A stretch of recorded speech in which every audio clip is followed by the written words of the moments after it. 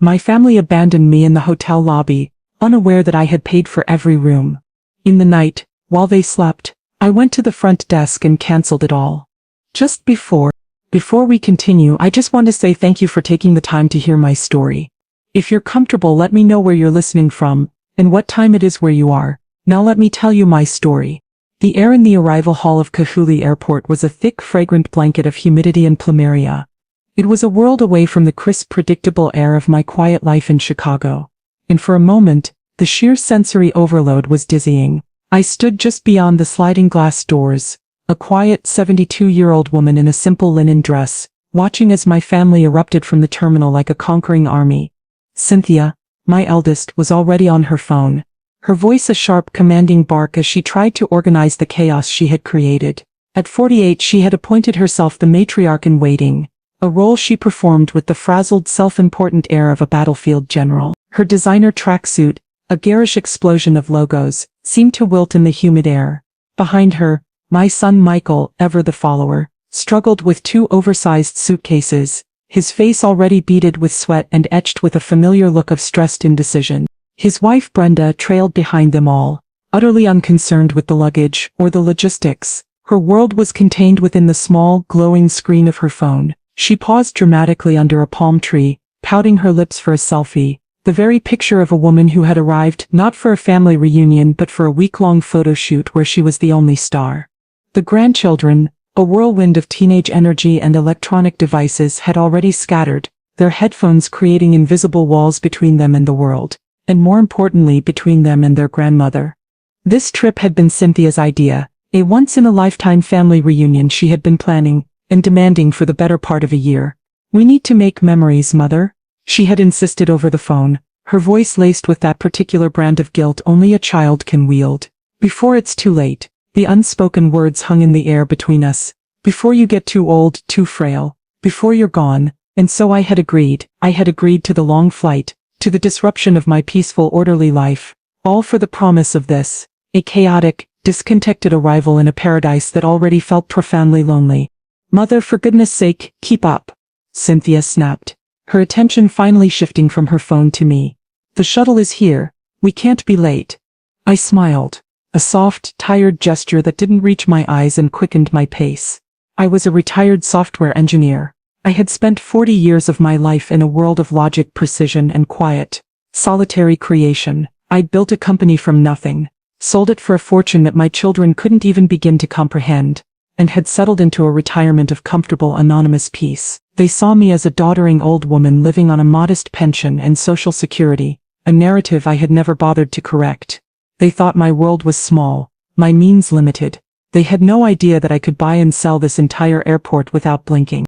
The shuttle ride to the resort was a microcosm of our family dynamic. Cynthia issued a running commentary of complaints.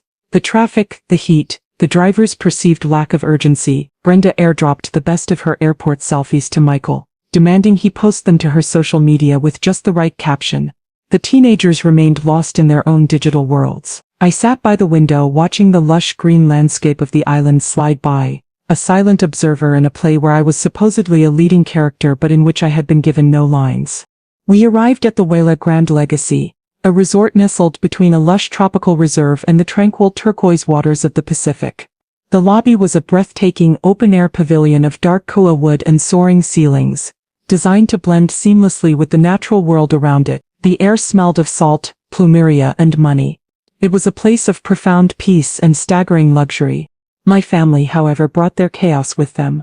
They swarmed the check-in desk, a loud, demanding flock of tourists. Cynthia was already arguing with the concierge about the view from her room. Brenda was trying to take a panoramic photo of the lobby, sighing with dramatic frustration when other guests would walk through her shot. "Mother, just go sit over there," Cynthia said, waving a dismissive hand in the direction of a cluster of plush, oversized couches. "We'll handle this. Just wait for us there." I didn't argue. I was tired. The long flight had settled deep in my bones, and the emotional exhaustion of being surrounded by my loving, oblivious family was more draining than any physical journey. I made my way to the couch, my small practical suitcase rolling quietly behind me. I sat down, sinking into the soft cushions, and watched them. I watched as they were handed their keycards, their faces lighting up with greedy anticipation. I watched as they gathered their mountain of luggage, not a single one of them glancing in my direction to see if I needed help with my own small bag. I watched as Cynthia, the great organizer, herded them all toward the elevators. "Right, everyone," she called out, her voice echoing in the grand lobby. "Let's go. Straight to the infinity pool. I am not wasting another minute of this vacation. We'll sort out Mother's room later." And then, they were gone. The entire noisy, chaotic, self-absorbed flock of them turned and walked away. They disappeared into the gleaming brass elevators, their laughter and loud chatter fading as the doors slid shut. They left me sitting there, a 72-year-old woman, alone in the middle of a busy hotel lobby on a Hawaiian island, with my suitcase at my feet. They had abandoned me without a second thought. I sat there for a long moment, the silence they left behind ringing in my ears. The other guests, the hotel staff, they all moved around me, a swirling vortex of activity. I was an island of stillness in the middle of it all. A small, sad, forgotten island. A flicker of deep, profound pain went through me. The sharp, familiar sting of being unseen by the very people who were supposed to see me most clearly. But then, another feeling began to surface. Something quieter and much, much stronger. It was the feeling of a queen observing the petty squabbles of a court that had forgotten who held the ultimate power. My quiet disappointment, the gentle sadness I had felt for years, was beginning to curdle, to harden into something else. Something cold, clear, and resolute. I watched them leave, a flock of chattering, entitled birds taking flight, leaving the one who had given them wings sitting forgotten on the ground. A deep, familiar ache settled in my chest. The quiet sorrow of a parent who has poured her life into her children only to find the vessels were too shallow to hold the love she'd given. I had raised them to be independent, but somewhere along the way their independence had mutated into a callous self-absorption. They moved through the world as if it were a backdrop for their own needs. And I, their mother, had become a part of that backdrop, a hazy, indistinct figure in the background of their brightly lit lives. I sat on the plush couch for a full 5 minutes, a silent, still point in the swirling, elegant chaos of the hotel lobby. The staff moved around me with a practiced, unobtrusive grace. Well-dressed couples drifted past, their voices low and happy. The faint melody of a slack-key guitar floated in from a distant courtyard. It was a world of serene, considered luxury, a world in which my family's loud, grasping energy had felt like a vulgar intrusion. Now, in their absence, the peace of the place began to settle over me. My sadness, sharp and painful only moments before, began to recede. In its place, something else was rising. It wasn't anger, not yet. It was a kind of profound, clarifying calm. The calm of a CEO who has just been presented with irrefutable data on a failing investment. My children were a failing investment. I had poured in love, time and resources, and the returns were diminishing with each passing year. With a quiet sigh, I stood up. I left my small suitcase by the couch. I knew it would be perfectly safe, and walked not toward the main check-in desk where my family had caused such a scene, but toward a discreet, unmarked door tucked away in an alcove behind a magnificent display of orchids. It was a door that blended seamlessly into the dark koa wood of the wall, a door designed to be invisible to most guests. I pressed a small, nearly hidden button beside the frame. A moment later the door opened silently, and a woman in a sharp tailored suit smiled warmly at me. "Good afternoon, Madame Esther. We've been expecting you." I stepped through the door into a different world. This was the private VIP concierge lounge, a quiet, opulent sanctuary of soft lighting, plush carpets, and the hushed reverential air of a private club. The air was cool and smelled faintly of gardenia and ginger. The hotel's general manager, a distinguished man of Hawaiian descent in his 50s named Mr. Kalani, immediately rose from behind his large polished desk and came toward me. His hands clasped in a gesture of deep respect. He gave a slight deferential bow. "Madame Esther," he said, his voice a low, smooth baritone, "aloha, and welcome back to the Grand Legacy. It is, as always, an absolute honor to have you with us." "It's good to be back, David," I said, a genuine smile touching my lips for the first time that day, though the arrival was a bit more chaotic than usual. "Indeed," he said, his expression a perfect mask of professional discretion, though I saw a flicker of sympathy in his eyes. He had likely witnessed the entire scene in the lobby. "We have your suite ready for you, the presidential suite, as you requested. Your personal luggage has already been taken up." "Thank you," I said. "Now about my family." He led me to his desk and turned a large monitor toward me. It showed a diagram of the resort's private north wing. A series of interconnected suites, all with private lanai and ocean views, were highlighted in green. The entire wing has been prepared for your family, just as you instructed, he confirmed. 7 suites in total. They have been checked in, all charges, accommodations, meals, spa services, activities are being directed to your master account. Everything has been prepaid in full. I looked at the diagram, at the 7 green boxes that represented the extravagant, 5-star vacation I was providing for the family who had just left me sitting on a couch in the lobby. The sheer breathtaking irony of it all was not lost on me. They were living in a world of boundless complimentary luxury, completely unaware of the identity of their mysterious benefactor. They thought this was their due, a perk of their own imagined importance, or perhaps a gift from a son who had finally made it big. They would never in their wildest dreams suspect that their slow, forgotten mother, the woman they assumed was living on a shoestring, was the one footing the bill for their entire opulent fantasy. "And the yacht, David?" I asked. "The Malia is fully provisioned and ready for your family's full-day excursion tomorrow," he said. "The captain and crew are on standby. The private chef has confirmed the menu you selected." I nodded slowly, a plan beginning to form in the back of my mind, a vague, unformed thing, born of a deep and sudden weariness. I had planned this trip as a gift, a final grand gesture of a mother's love, a chance to bring us all together in a place of beauty and peace. I had envisioned laughter, connection, the healing of old, unspoken wounds. But now, seeing their casual cruelty, their blatant disregard, I realized the folly of my hope. You cannot give a gift to people who feel entitled to it. You cannot offer connection to those who refuse to see you. "David," I said, my voice quiet but firm, "I need you to do something for me. I need you to keep a discreet record of all the charges my family makes to their rooms. Every drink, every spa treatment, every souvenir. I want an itemized list." "Of course, Madam Esther," he said without a flicker of surprise. He was the consummate professional. He knew his clients, and he understood that the wealthy often had complicated family dynamics. "For now," I said, a wave of exhaustion washing over me, "I'd just like to go to my room." "Of course," he said, personally escorting me to a private elevator. "Rest well, Madam Esther. Please let me know if there is anything at all you require." The presidential suite was magnificent, a sprawling sanctuary of quiet elegance with a panoramic view of the turquoise Pacific. My personal luggage, the bags I had shipped ahead, were already neatly unpacked in the vast walk-in closet. A bottle of chilled champagne sat waiting on the coffee table next to a bowl of exotic fruit. It was a palace, and it was all mine. I walked out onto the massive private lanai, the warm sea breeze a gentle caress on my tired face. I felt a profound sense of peace, a quiet joy in my own solitude. And then I heard their voices. They were on the lanai of the adjoining suite, one of the 7 I had booked for them.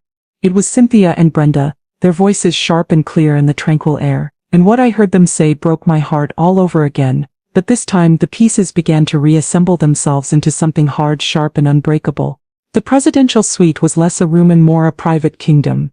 It was a sprawling expanse of koa wood, cool marble and raw silk, with a living area larger than the entire ground floor of my home in Chicago.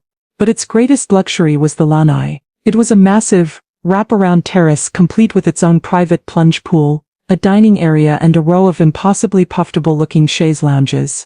It offered a breathtaking 80-degree view of the bay, where the lush tropical reserve met the pristine white sand beach. The air was soft, the only sounds the gentle lapping of the waves and the distant melodic call of a tropical bird. I stood by the railing, the warmth of the setting sun on my face, feeling a profound sense of peace. This was my world. A world of quiet, considered beauty that I had built for myself. A world my family knew nothing about. I had created a life of immense wealth, not for the flashy extravagance they pursued, but for this, the ability to command peace, to own solitude, to be the silent, unseen architect of my own reality. And then their voices intruded, a harsh grating sound that shattered the tranquility. They were on the lanai of the adjacent suite, so close I could have tossed a plumeria blossom and hit them. It was Cynthia and Brenda. They must have been given the suites right next to mine. A detail of logistics that now seemed like a cruel twist of fate. They were lounging on their own chaises, glasses of what looked like champagne in their hands, their voices sharp with the casual cruelty of people who believe they are speaking in private. "Can you believe her?" Cynthia was saying, her voice a low, venomous hiss. Just sitting there in the lobby like a lost puppy? It was so embarrassing. What must people have thought? I know, Brenda replied, her voice dripping with disdain. And that awful cardigan, it smelled like mothballs, and sadness. She let out a short, sharp laugh. Honestly, Cynthia, this trip is the perfect opportunity. You have to do it. I know, Cynthia said, her voice dropping even lower, becoming conspiratorial. Michael is just so weak about it. He gets all sentimental. She's our mother, Cyn, she mimicked, her imitation of her brother's voice a cruel, whiny caricature. Michael's a coward, Brenda stated flatly. He doesn't understand the big picture. We're the ones who have to deal with her for the next 10-20 years. We need to get things in order now while she's still manageable. A cold, heavy dread began to pool in the pit of my stomach. I stood frozen, hidden by a large leafy palm, listening to the casual dissection of my future. This is the chance, Cynthia continued, her voice gaining a new predatory energy. She's just had that big health scare last year. She's obviously confused. Her memory is failing. Did you see the look on her face when we arrived? Completely overwhelmed. We just need to sit her down, tell her it's for her own good, for her own protection. A simple power of attorney. She won't even read the fine print. The words hit me with a physical force. Power of attorney. They thought I was senile. They saw my quietness as confusion, my patience as weakness. They were planning to use this trip, this gift that I was giving them, as the stage for a legal coup. They were going to strip me of my autonomy, take control of the modest pension and the small house they thought was the entirety of my worth. They wanted to put me in a cage, a comfortable, well-managed cage, so they could be free of the burden of my existence. Once we have that, Brenda said, a greedy, triumphant note in her voice, we can handle everything, sell the house, manage her accounts. It will be so much easier, for everyone. For them, she meant, it would be easier for them. I stood on my magnificent lanai, in my palace in the sky, and I listened to my children, my daughter-in-law plot the end of my life as I knew it. The pain was so profound, so absolute, it transcended tears.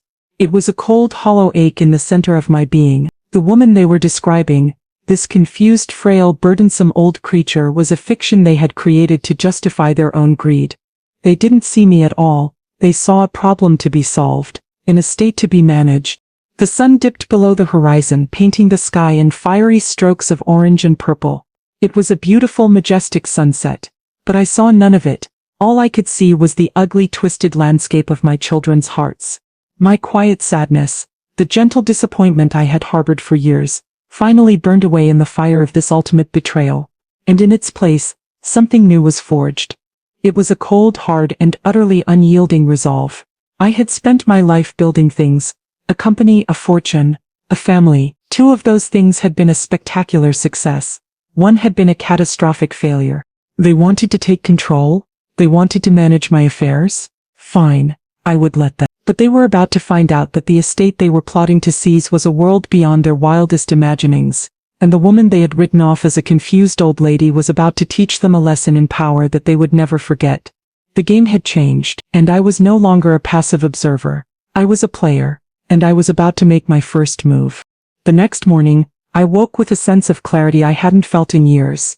The emotional fog of maternal disappointment had lifted, burned away by the harsh, clarifying light of my children's treachery. I was no longer a mother hoping for connection. I was a CEO facing a hostile takeover attempt, and I knew exactly how to handle it.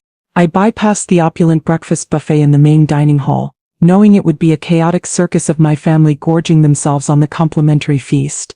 Instead, I had a quiet, simple breakfast of fruit and coffee sent up to my suite. While I ate, I made a call. "David," I said when he answered. "It's Esther. I need to see you, privately." We met in his quiet, elegant office. He greeted me with his usual professional warmth, but his eyes were full of a quiet concern. The staff at a hotel like this are trained observers of human nature. He knew the difference between a happy family reunion and the strained, dysfunctional performance my family was putting on. "Madam Esther," he said, gesturing for me to sit. "How can I be of service?" "David, I need to know what my family has been up to," I said, getting straight to the point. "I need to know how they have been conducting themselves, and I need you to be completely candid." He hesitated for a moment, the professional mask of discretion firmly in place. Our guests are enjoying the resort's amenities to the fullest, he said diplomatically. David, I said, my voice gentle but firm, I am not just a guest. I am the one who owns the master account to which all those amenities are being charged. I need to know what I am paying for, not just in dollars but in behavior. He understood.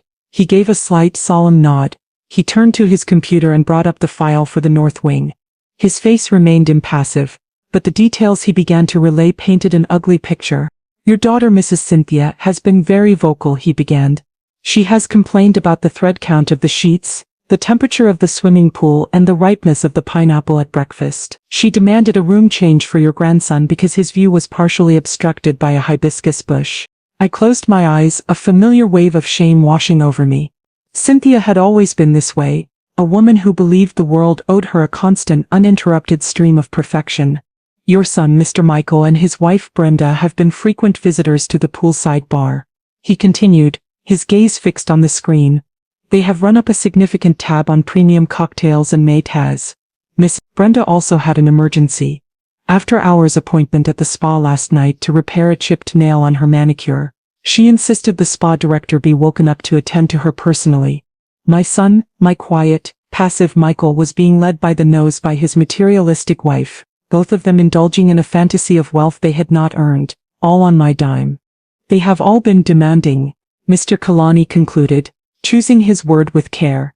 They treat the staff not as hospitality professionals, but as their personal servants. There have been several complaints from my team about their condescending tone and their lack of basic courtesy. He paused, then added one final detail. And they have charged a rather staggering amount in the gift shop. Designer sunglasses, perfumes, resort wear. Over $10,000 in the first 12 hours. They were locusts, stripping the land bare, consuming everything they could simply because it was there, because it was free. They felt no gratitude, only a bottomless grasping entitlement. The information, as distasteful as it was exactly what I needed. It solidified my resolve. My children were not just disrespectful, they were parasitic. They were using me, my generosity, my love as a resource to be exploited until it was exhausted. Thank you, David, I said, my voice calm. You have been very helpful. There is one more thing. I leaned forward, my gaze meeting his. Tomorrow morning there is a yacht excursion planned for my family. The Malia. Yes, Madam Esther. A full-day charter. It is the highlight of their itinerary. I see, I said. They are looking forward to it, then. Very much so, he confirmed. Your daughter has mentioned it to the concierge several times. She has been bragging about it. Of course she had. Cynthia had likely been posting about her exclusive private yacht all over her social media, curating an image of a life she wasn't actually living. The yacht was the centerpiece of her performance, the ultimate status symbol. It was the main event. I stood up, my decision made. The last flicker of maternal sentiment had been extinguished. My children had abandoned me emotionally years ago. They had abandoned me physically in this very lobby. And now they were plotting to abandon me legally and financially. It was time for me to return the favor. I looked at Mr. Kalani, a man whose quiet professionalism and decency stood in stark, shameful contrast to the behavior of my own flesh and blood. David, I said, a new steely authority in my voice. I am going to require your assistance tonight. There are going to be some changes to the itinerary. The family was giddy. I could feel their excitement from my solitary perch on my Lena, a low thrumming energy that vibrated through the very walls of the resort. The day of the yacht trip had dawned bright and perfect, the sky a flawless, impossible blue. For them it was the main event, the pinnacle of the luxurious fantasy they were living. For me it was something else entirely. It was the end of the line.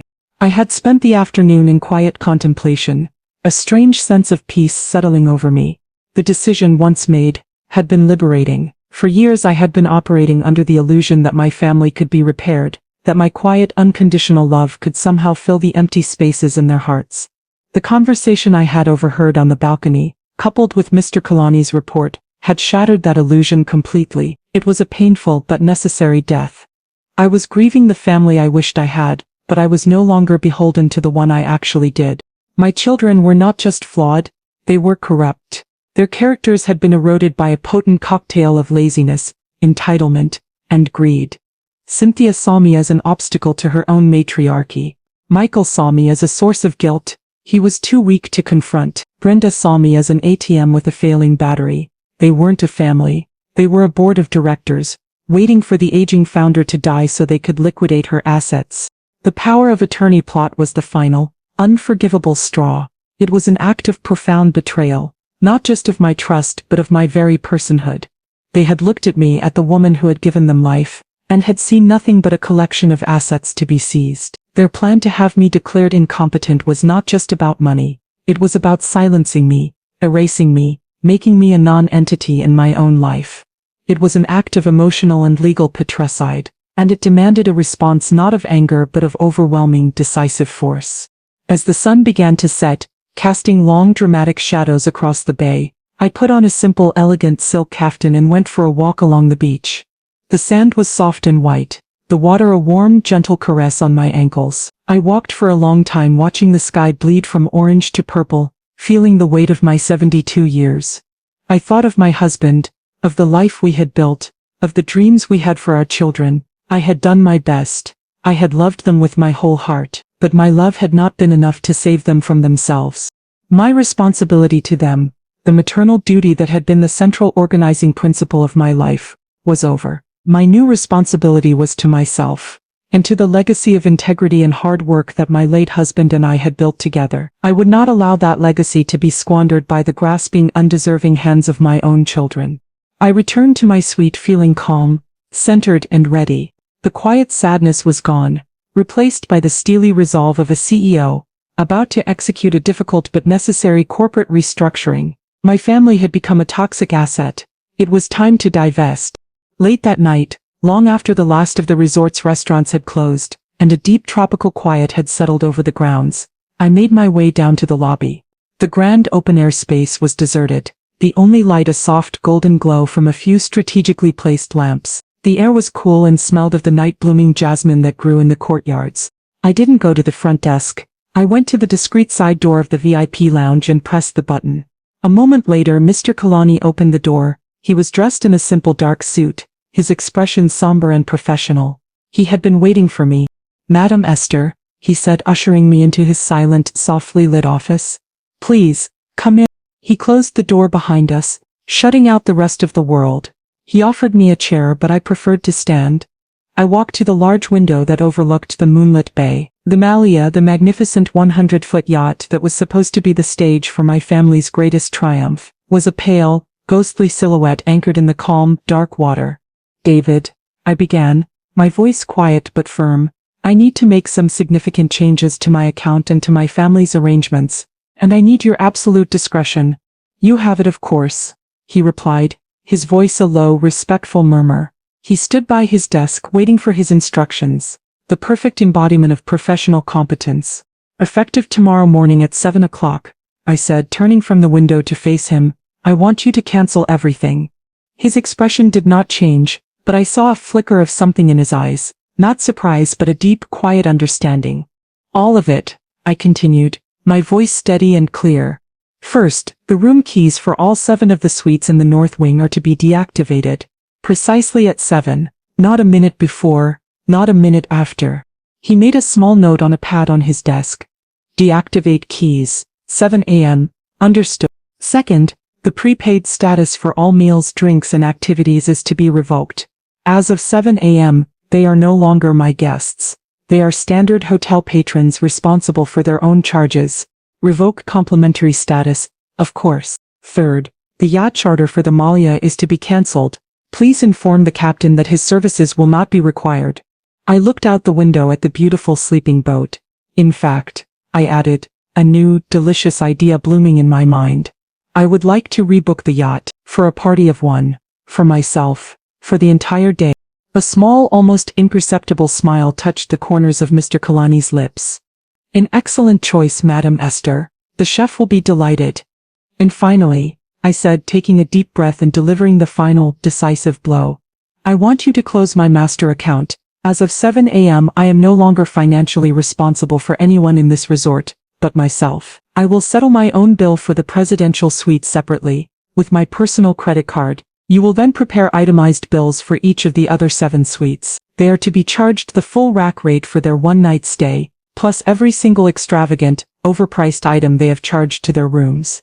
The spa treatments, the $1,000 bottle of champagne, the designer sunglasses, everything. I paused, letting the weight of my instructions settle in the quiet room.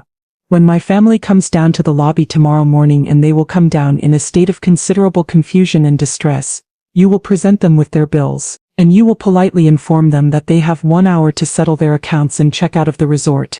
Mr. Kalani finished his notes and looked up at me, his face a perfect mask of professional composure, but his eyes for the first time held a gleam of something that looked very much like admiration. "It will be my absolute pleasure to carry out your instructions, Madam Esther," he said. The first sign that their perfect world had begun to unravel came at precisely 7:01 a.m. I was already awake, of course, sitting on my lanai in a comfortable robe, sipping a cup of rich Kona coffee and watching the sky lighten over the Pacific. I heard a door open on an adjoining lanai, followed by the irritated voice of my eldest grandson, a boy of 16 who had the same entitled tone as his mother. "Mom, the Wi-Fi is down," he yelled back into his room. A moment later, Cynthia's sharp, annoyed voice replied, "Just call the front desk and have them fix it." I heard the click of the phone in his room being picked up, followed by a moment of silence, and then the frustrated clatter of it being slammed back down. "The phone's dead," he shouted. A small smile touched my lips. The phones in the rooms ran on the same system as the key cards. No key, no phone. The first thread had been pulled. Over the next hour, a symphony of chaos began to build from the north wing. I heard doors banging as my family members discovered they were locked out of their own suites. I heard loud, angry voices echoing down the hallways as they realized their phones were useless. The grandchildren deprived of their digital lifelines began to wail with the uniquely desolate agony of teenagers without internet access. At around 8 a.m. the real mayhem began. I pictured Brenda and Cynthia, wrapped in fluffy hotel robes, marching down to their spa appointments, only to be met by a polite but firm attendant informing them that their appointments had been cancelled. I imagined the families trying to enter the breakfast buffet, their children's faces eager for pancakes and tropical fruit, only to be turned away by a hostess with a clipboard and an apologetic smile. The beautiful, serene paradise I had provided for them had become a gilded cage. They were trapped in their luxurious rooms, or if they had stepped out, locked out in the hallways, with no phones, no room service, and no escape. The only path open to them was the long, ignominious walk down to the main lobby to demand an explanation. I took my time. I had a long, leisurely shower. I dressed in a simple but elegant white sundress, and a wide-brimmed straw hat. I packed a small tote bag with a book, sunscreen, and a pair of sunglasses. I was a woman preparing for a day of peaceful solitude on her private yacht. At around 9 a.m. I made my way down to the fine dining restaurant, a beautiful open-air pavilion that overlooked the beach. I took a quiet table for one in the corner and ordered a fresh pot of coffee and a croissant. From my vantage point, I had a perfect, unobstructed view of the main lobby and the front desk. And then, they began to arrive. It was a slow, pathetic trickle at first, which quickly grew into a chaotic, furious mob. They were a vision of disheveled, entitled rage. Cynthia was in a silk pajama set, her hair a wild, sleep-tousled mess, her face a mask of thunderous indignation. Michael trailed behind her, wearing only a pair of hotel slippers and a bathrobe tied hastily around his waist, his face pale with anxiety. Brenda, ever conscious of her image, had managed to put on a sundress, but her bare feet and the furious look on her face ruined the effect. The teenagers were a sullen, pouting cluster of misery, their faces buried in their dead phones as if mourning a lost pet. They descended on the front desk like a horde of angry wasps, all talking at once, demanding, shouting, and gesticulating wildly. "Our keys don't work. What's wrong with the phones? They wouldn't let us into breakfast. My $900 Lomi Lomi massage has been cancelled."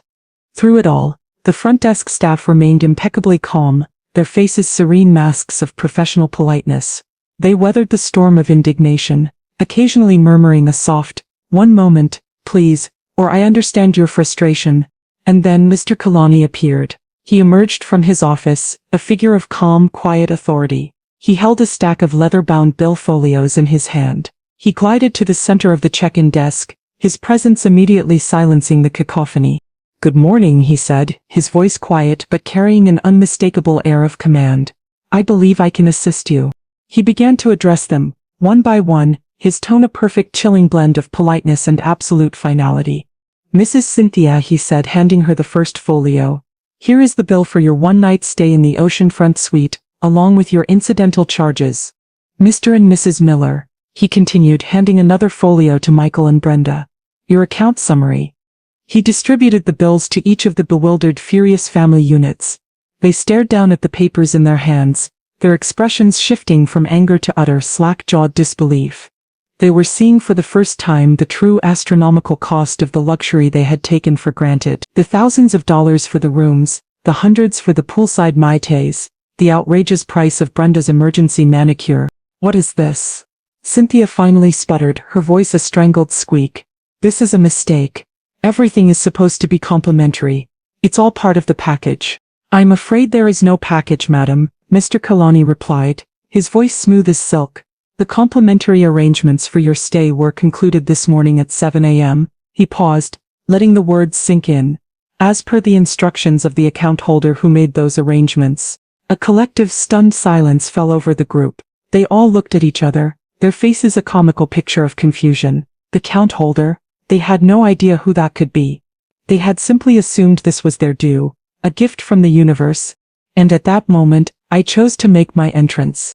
I calmly finished the last of my coffee, blotted my lips with my napkin, and left a generous tip on the table.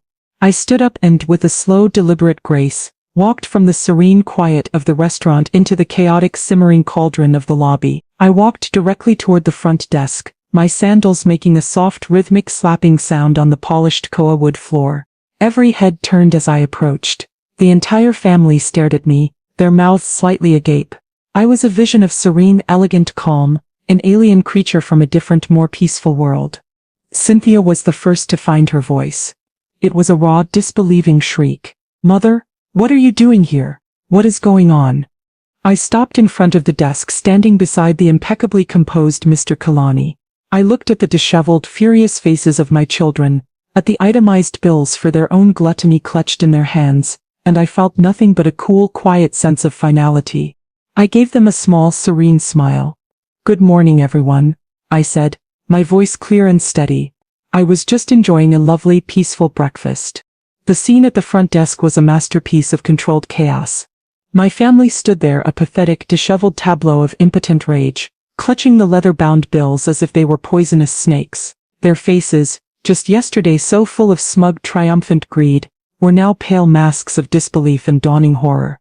They looked at me, then at the bills, then back at me, their minds struggling to connect the dots, to process a reality that was so far outside their comprehension. Mother, what have you done? Cynthia demanded, her voice a raw, ragged shriek. She waved her bill in the air, the paper trembling with the force of her fury. They're trying to charge us for everything. There's been some kind of mistake. There is no mistake, Cynthia, I said, my voice calm and even. I looked at each of them in turn, my gaze lingering for a moment on my son, Michael, who was staring at the floor, unable to meet my eyes. The mistake, I continued, was believing that this was all yours for the taking, with no thought for the person who was providing it. A wave of confused murmuring went through the group. Providing it? Brenda scoffed, finding her voice. What are you talking about? Michael arranged this trip. He's been saving up for months. She looked at Michael for confirmation, but he just continued to study the intricate patterns of the core wood floor. I almost laughed. The lie was so ingrained in their reality that they couldn't see the simple, glaring truth. They had constructed a fantasy in which Michael was the successful provider and I was the dependent, burdensome mother. It was a fantasy that had allowed them to justify their greed, to rationalize their cruel, dismissive treatment of me. No, Brenda, I said gently. Michael did not arrange this trip. I did. A stunned, absolute silence fell over the lobby. Even the bellhops paused their work, sensing the dramatic crescendo of the scene. I paid for it all, I continued, my voice clear and steady, each word a carefully placed stone in the foundation of their new reality. I paid for your first-class plane tickets. I paid for the 7 oceanfront suites in the private wing. I paid for the champagne you've been drinking and the spa treatments you demanded. I paid for the private yacht you were so looking forward to. I paused, letting the full weight of my statement settle upon them. I paid for everything because I had hoped foolishly that a grand gesture of love might remind you what it felt like to be a family. Cynthia stared at me, her mouth opening and closing silently. She looked at the bill in her hand, at the staggering 5-figure sum for a single night of indulgence, and the truth, the impossible world-shattering truth, finally began to dawn on her. But, how? She stammered. Your pension, the house. You have never once in all your adult lives asked me a single substantive question about my life or my finances, I said, the quiet sadness in my voice now edged with a sharp-whetted steel. You saw what you wanted to see. A lonely old woman with a modest inheritance, a woman you needed to manage. You were so busy planning to take control of my small, imagined fortune that you never bothered to look at the woman standing right in front of you. I took a step closer, my gaze locking with hers. You were worried about my failing memory, Cynthia. You were so concerned about my confusion, my inability to make sound decisions. I let a small cold smile touch my lips. Well, last night, I had a moment of profound clarity. You abandoned me in this lobby, so I have abandoned this arrangement. You were so eager to get your hands on my power of attorney. You wanted the power to make decisions for me. My voice dropped to a quiet final note. So I have made one. I gestured to the bills clutched in their hands. Your first major financial decision of the day is figuring out how to pay for that. Mr. Kalani tells me checkout is in less than an hour. I suggest you get started. I hear the interest rates on cash advances can be quite steep. And with that, I turned my back on them. I turned my back on the wreckage of my family, on their shocked, horrified faces, on the pathetic, sputtering beginnings of their arguments and accusations. I walked toward the main entrance of the resort, where a private car, arranged by Mr. Kalani, was waiting for me. The final scene, as I saw it, was a perfect, silent tableau of poetic justice. As I stepped out into the warm, beautiful Hawaiian morning, the concierge was politely but firmly informing Cynthia that yes, the hotel did have a payment plan option, but it would require a significant down payment. Brenda was on her phone, likely begging her own parents for a loan. Michael was still staring at the floor, a man completely and utterly defeated, not by a powerful adversary but by his own profound weakness. They were trapped, stranded in a paradise they had taken for granted, faced with a bill they could not possibly pay, and stripped of the one person they had always assumed would be their eternal safety net. A young man in a crisp white uniform met me at the curb. This way to the marina, Madam Esther, he said with a warm smile. The Malia is waiting for you. I got into the car without a backward glance. The drive to the marina was short, the air filled with the scent of the sea. The Malia was even more magnificent up close, a gleaming white vessel of impossible luxury, bobbing gently in the turquoise water. The captain and his crew of 3 were waiting on the dock to greet me. They welcomed me aboard with a level of warmth and genuine respect that my own family had not shown me in years. A few minutes later, the powerful engines hummed to life, and the yacht began to pull away from the dock, gliding smoothly out into the open waters of the Pacific. I stood on the bow, the warm wind in my hair, the sun a gentle caress on my face. In the distance, the resort was a pale, shimmering jewel against the lush green of the volcanic hills. My family was a small, frantic and blessedly invisible cluster of chaos in the lobby, a problem that was no longer mine to solve. The crew served me a glass of chilled champagne. I raised it in a silent toast, a toast to myself, to a future that was no longer defined by the expectations and disappointments of others, but by the quiet, steady rhythm of the tides and the vast open expanse of the sea ahead. For the first time in a very long time, I was the captain of my own ship, and I was finally completely at peace.